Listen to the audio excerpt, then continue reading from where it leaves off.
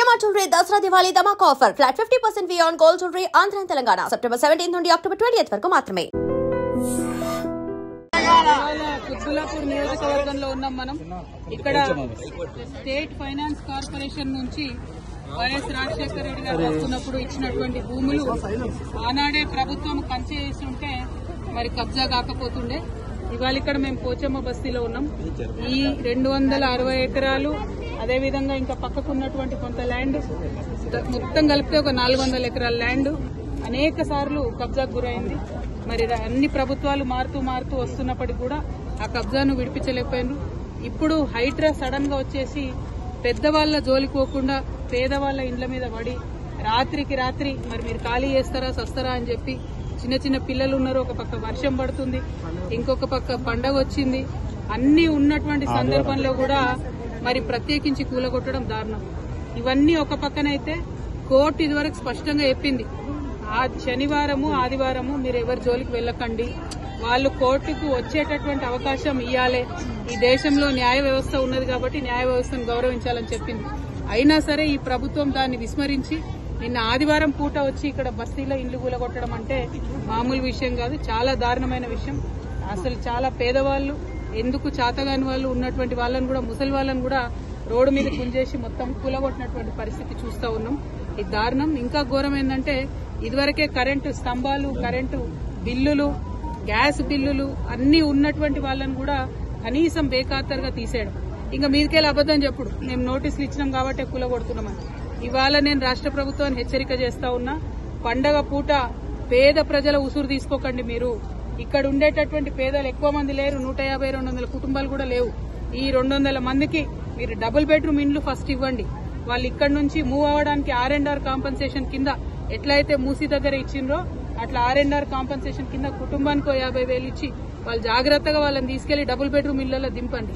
కానీ మీరు ప్రభుత్వం ప్రజల పక్షాన ఉండాల్సింది దౌర్జన్యంగా వాళ్ళ ఇళ్లు కూలగొడతా ఉంటే ఈ ఉసురు తగలక మానదు మీ ప్రభుత్వానికి. మిమ్మల్ని హెచ్చరిక చేస్తా ఉన్నాం. మీరు మళ్ళా 6వ తారీఖు లోపల వస్తామని చెప్పి హైడ్రా వాళ్ళందరూ వచ్చి ఇక్కడ వాళ్ళని బెదిరించిపోయినట. 6వ తారీఖు లోపల మీరు ఖచ్చితంగా డబుల్ బెడ్రూమ్ ఇండ్లు వాళ్ళకి ఇవ్వాలి. ఇచ్చిన తర్వాతనే ఇక్కడికి హైడ్రా రావాలి. ఒకవేళ డబుల్ బెడ్రూమ్లు ఇవ్వకుండా మళ్ళా హైడ్రా వస్తే ఆ బుల్డోజర్ కి ఎదురుగా నేనే పడుకుంటా అని కూడా ఈ సందర్భంగా మీకు తెలియజేస్తూ, ఈ బాధితులు వాళ్ళ వివరాలు అన్ని తీసుకొని నేనే వస్తాను. హైడ్రాకి రమ్మంటారా, ఎక్కడికి రమ్మంటారు, ఎట్లా రమ్మంటారు అనేది మీరు చెప్పండి. మున్సిపల్ మంత్రి ముఖ్యమంత్రి అయిపోయినారు, ఆయన దొరకకుండా ఆయన గడిలో ఉంటాడు, ఆఫీస్ కి రాడు, సెక్రటేరియట్ కి రాడు. ఎక్కడికి పోయి ఇవ్వాలి ప్రజలు, ప్రజాపాలన అని చెప్పిండ్రు. అక్కడ రోజు ఉంటే వచ్చి అప్లికేషన్లు ఇవ్వమన్నారు. అక్కడికి ఒక్కసారి వచ్చిండు ముఖ్యమంత్రి గారు లాస్ట్ 2 సంవత్సరాలలో.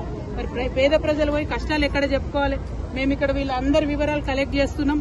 దాదాపు 200 కుటుంబాలు ఉన్నాయి. ఆ మొత్తం వివరాలు తీసుకొని మీ దగ్గరకు వస్తాం. మళ్ళా బుల్డోజర్ వచ్చే లోపల వీళ్ళకి డబుల్ బెడ్రూమ్స్ ఇవ్వాలని కూడా నేను డిమాండ్ చేస్తా ఉన్నాను. Thank you. జై తెలంగాణ.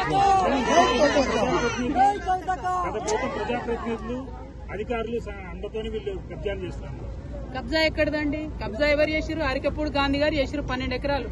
దాన్ని తీయమనండి దమ్ముంటే ఫస్ట్. అది తీయకుండా చిన్న పిల్లలు పెట్టుకుని కూలీనాలు వేసుకునేటోళ్ళు, రాళ్ళు కొట్టుకునేటోళ్ళు ఇండ్లు తీసి ఏం హీరోయిజం చూపిస్తారంటే ఎవరిని చూపిస్తారు? ఇప్పుడు అంతకుముందు ఇక్కడ వెంచర్స్ చేసి అమ్మిండ్రు బ్రదర్, మీకు తెలియదా? మీరు లోకల్ రిపోర్టర్స్. అంతకుముందు వెంచర్స్ చేసి అమ్మిండ్రు. కొంతమంది డబ్బులు ఇచ్చి కొనుక్కున్నటువంటివి ఉన్నాయి. 5 లక్షలు 6 లక్షలు కట్టి రూములు కొనుక్కున్న వాళ్ళు ఉన్నారు. మరి ప్రభుత్వం వాళ్ళకి 6 లక్షలు ఇవ్వమని చెప్పండి ఇక్కడ నుంచి ఎలాగొట్టేటప్పుడు. అంటే నేను అనేది ఏంటంటే ప్రభుత్వం ఫేర్ గా ఉండాలి. ఏ ప్రభుత్వంలో కబ్జా జరిగినా కూడా తప్పే ఫస్ట్ ఆఫ్ ఆల్.